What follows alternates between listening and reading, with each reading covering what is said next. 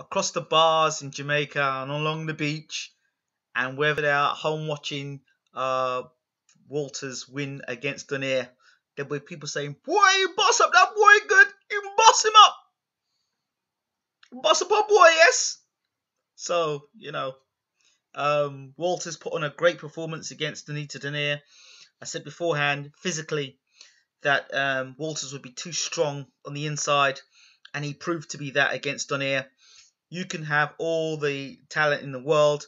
If your heart's not truly in boxing, you get found out. And when the pressure's put on you and you start being backed up, and the heavy body shots start being landed, and heavy headshots start coming in, you're fighting more in survival mode. Although it may look like Donaire was putting up a tough fight, he was fighting in survival. His back was against the rope, quite literally. He was fighting for his life in the ring. That's what he was doing, because physically, Walters was too strong for him.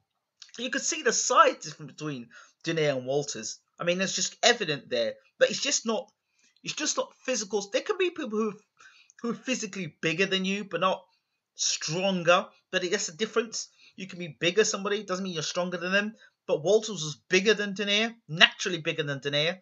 So he's a featherweight. He's fighting, yeah. You kind of wondered yourself, can he move up 2 or 3 weight divisions? Because he's physically quite a big guy. You wonder how much weight he's losing to come down to fight Donaire. Whereas Donaire, I believe, moved up. So he got beaten up in there, Donaire. He really did. And Donaire has to ask himself a few questions to see whether he really wants to be an elite boxer anymore. I did say, fight fans, that in the beginning, when I did a preview to this fight, that I believe Donaire's heart had gone. I believe that Rigondeaux beat him so badly. I mean, it was such a mismatch in the end in terms of skill and talent. And Donaire did not prepare according to his camp and according to what people are saying. He didn't prepare properly. It wasn't that he didn't prepare properly. He got beat by the better man, which is Rigondeaux, and I think he found that hard to swallow. And now he's been beaten by Walters, but he needs to get beaten. He got knocked out. And people will say, well, it was at the back of the head. When you lunge in with punches, and I said again, he was desperate. When you start lunging with punches and throwing wild shots, and you leave your head open, there is a saying. That's why the referee says at the beginning of the fight, protect yourself at all times. You can't expect the referee to prevent. What did you want the referee to do? Stop Walters from landing the punch? If Donaire's going to leave a free target, then fine. He left himself open and got hit around the back of the head. Well, that's what happened.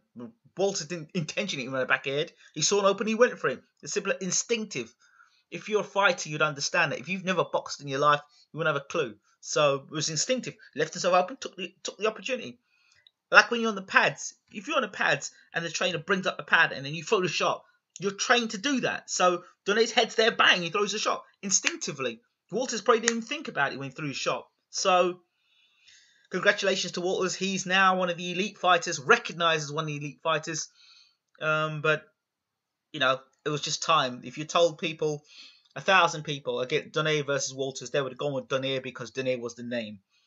But congratulations to Walters. They have a genuine world-class fighter from Jamaica. That's my review. What did you think of the fight? Don't forget to subscribe and leave your comments. I'm out.